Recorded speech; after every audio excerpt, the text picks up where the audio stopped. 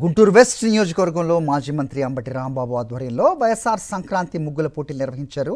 ఈ కార్యక్రమంలో మాజీ మంత్రులు అంబటి రాంబాబు, ఆర్కే రోజా, వైఎస్ఆర్సీపీ నేతలు అన్నాబత్తుని శివకుమార్, నూరి ఫాతిమా, కారుమూరి వెంకటరెడ్డి, వైఎస్ఆర్సీపీ కార్పొరేటర్లు, నాయకులు పాల్గొన్నారు.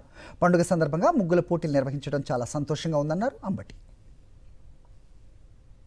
ఒక మంచి వాతావరణం, రోజు రాజకీయాలు మాట్లాడుకుంటూ ఉంటాం, రోజు విమర్శలు చేస్తూ ఉంటాం, టీవీలో కనిపిస్తూ ఉంటాం. కానీ పండుగ రోజున మాత్రం చక్కని సాంప్రదాయాలను మనం ప్రజల ముందుకు తీసుకువెళ్ళాలి అనేటువంటి ఒక సంకల్పంతో ఈ సంక్రాంతి ముగ్గుల పోటీలను నిర్వహిస్తున్నామని కూడా మనం చేస్తున్నాం. ఇంతేకాదు 14వ తారీఖు ఉదయం 4 గంటల నుంచి 8 గంటల వరకు ఇక్కడ భోగి మంట కార్యక్రమం నిర్వహించబడుతుంది. ఆ భోగి మంటలో పొట్టేళ్లు, హరిదాసులు, గంగరెద్దులు ఏదైతే మన సాంప్రదాయాలు ఉన్నాయో ఆ సాంప్రదాయాలన్నీ కూడా ఉట్టిపడే విధంగా ఇక్కడ తీర్చిదిద్దేటటువంటి కార్యక్రమం కూడా చేస్తాము. అవకాశం ఉంటే 4ంటికి లెగిసిరండి, ఈ కార్యక్రమం చూడండి. ఇక్కడ వేల మందికి బ్రేక్ఫాస్ట్ కూడా అరేంజ్ చేస్తాను. బ్రేక్ఫాస్ట్ తిని భోగి రోజున ఆనందంగా వెళ్ళాలని కూడా ఈ సందర్భంగా.